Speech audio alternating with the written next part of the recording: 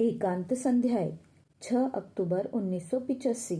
जमालपुर प्रवास के लगभग आधी शताब्दी के बाद कोलकाता में भाषा विज्ञान पर प्रभात रंजन सरकार ने जो व्याख्यान दिया, उसमें जमालपुर में बीते उनके बाल्यकाल के दौरान भी उनकी जो अंतर्दृष्टि थी, उसकी झलक मिलती है। उन्हीं के शब्दों में, उन दिनों मैं प्राय प्रतिदिन जमालपुर के पूर्व में स्थित पहाड़ियों पर घूमने के लिए जाया करता था और दूसरी ऊंची पहाड़ी पर बैठा करता था।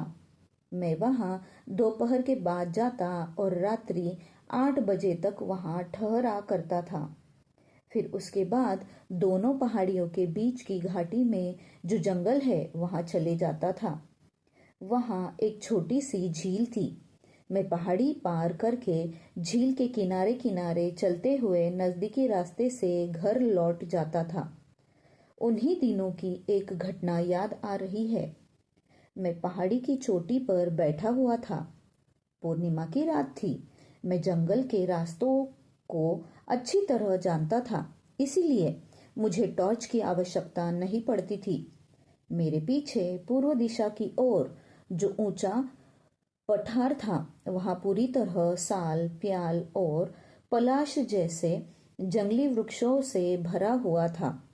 मेरे सामने पश्चिम की ओर पहाड़ी की ढलान पर महत्वहीन झाड़ियों से भरा जंगल था। घाटी के अंतिम छोर पर एक इमली का वृक्ष था। उपयोगी वनस्पतियों के पेड़ पौधे वहां बहुत कम थे। मेरे सामने पहाड़ी से लगी हुई जमीन पूरी तरह बंजर थी। वह एक मनमोहक चांदनी रात थी।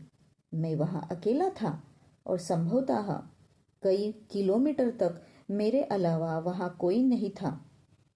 मेरे दाहिनी तरफ एक सूखा हुआ झरना था। उसमें वर्ष में 3-4 माह तक पानी रहता था। वर्षा ऋतु में उसका पानी ऊपर की पहाड़ी से होकर बहते हुए नीचे घाटी तक चला जाता था।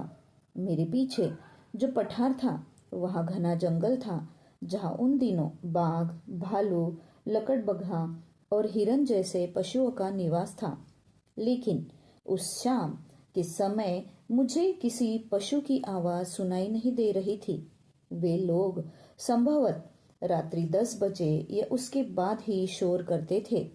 मेरे बगल में जो पगडंडी थी, वह पहाड़ी से होते हुए नीचे की ओर जाती थी, जहां से पशु पानी पीने के लिए झील तक जाया करते थे। फिर प्रभात रंजन ने अपना व्याख्यान जारी रखा और उस दिन शाम के समय में रहस्य की झलक लिए हुए एक दिलचस्प घटना सुनाई। अंधेरा होते ही वह भयावह जगह प्रभात रंजन के बैठने की निजी और एकांत जगह बन जाती थी। संसार के कोलाहल और हलचल से दूर, अलग थलग और दूर तक फैली हुई ऐसी जगह जहां उन्हें कोई परेशान नहीं कर सकता था। शाम को घर लौटते समय अक्सर लोग उन्हें पहाड़ी की ओर जाते हुए देखा करते थे।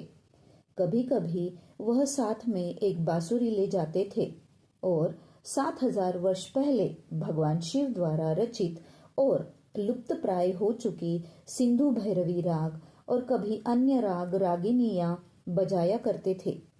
कभी वह बादलों को आकर्षित करने और वर्षा कराने में सक्षम मेघ मल्हार राग बजाते और कभी भारतीय शास्त्रीय संगीत की मुल्लानी वसंत रागिनी भी बजाते थे।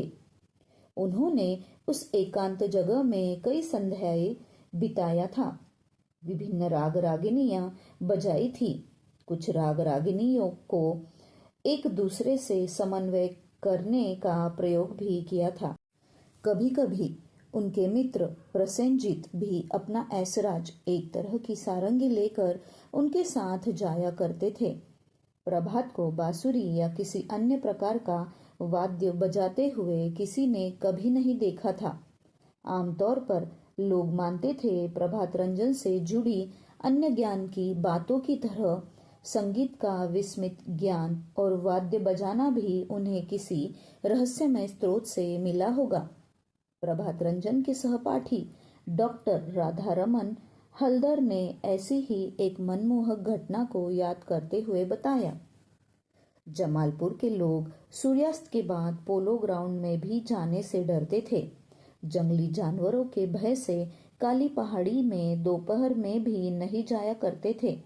इसीलिए हम लोग दोपहर के समय पोलो ग्राउंड जाते, वहां थोड़ा बहुत खेलकूद करते और अंधेरा होने से पहले अपने अपने घर लौट जाते। लेकिन मैंने कई बार प्रभात को अंधेरा होने के बाद भी पोलो ग्राउंड से काली पहाड़ी की ओर जाते हुए देखा था। एक शाम जब मैं घर लौट रहा था तो वह मुझे सामने से आता हुआ दिखलाई दिया। मैंने पूछा, प्रभात, कहाँ जा रहे हो?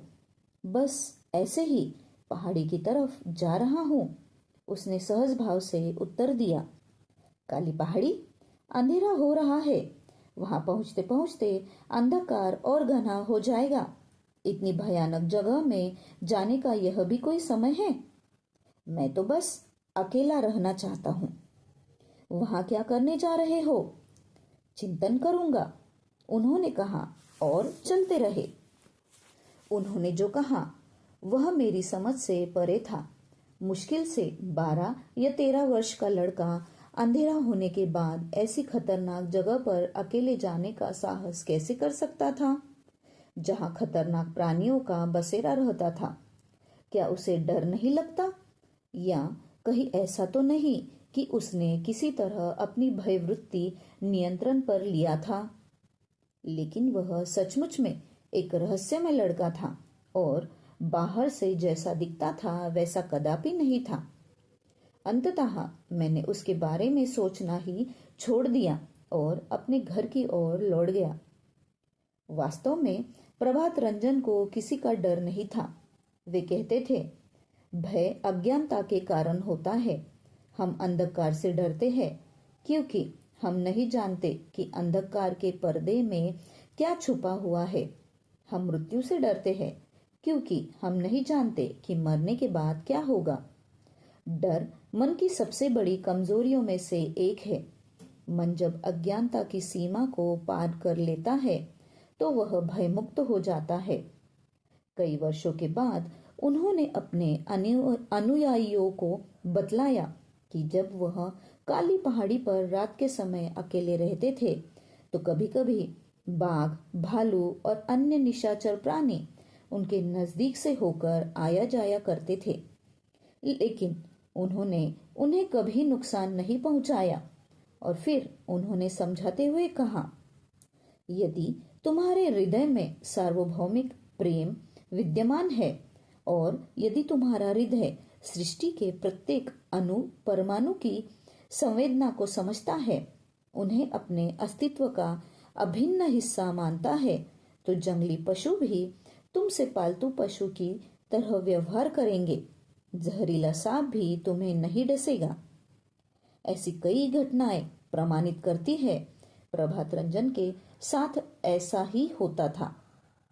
यद्यपि प्रभात रंजन जब उन भयावह स्थानों पर निडर होकर घुमा करते थे तो भी जो लोग उन्हें वहां जाता हुआ देखा करते थे उन्हें उनकी सुरक्षा की चिंता होती थी।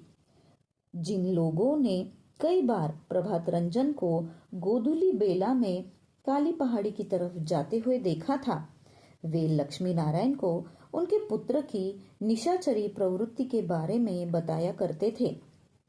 प्रभात के पिता जब भी उनसे पूछते तो वे अपने पिता को बातों को नम्रतापूर्वक यह कहकर टाल देते थे कि उन्हें उस संबंध में चिंता करने की आवश्यकता नहीं थी और यह कि उन्हें एकांत स्थानों में जाना अच्छा लगता था।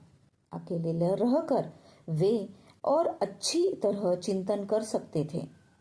यद्यपि अपने माता पिता से उन्होंने जंगली क्षेत्र में देर रात तक को जाने और वहां रुकने के वास्तविक कारण को कई दिनों तक छुपाने का प्रयास किया, लेकिन उन्हें पता चल ही गया कि उनका पुत्र वहां साधना करने के लिए जाया करता था।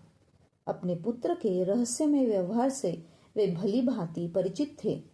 इसीलिए शाम के समय अपने पुत्र के उन भयावह स्थानों पर जाने को लेकर उन्होंने किसी भी तरह की गंभीर आपत्ति नहीं उठाई।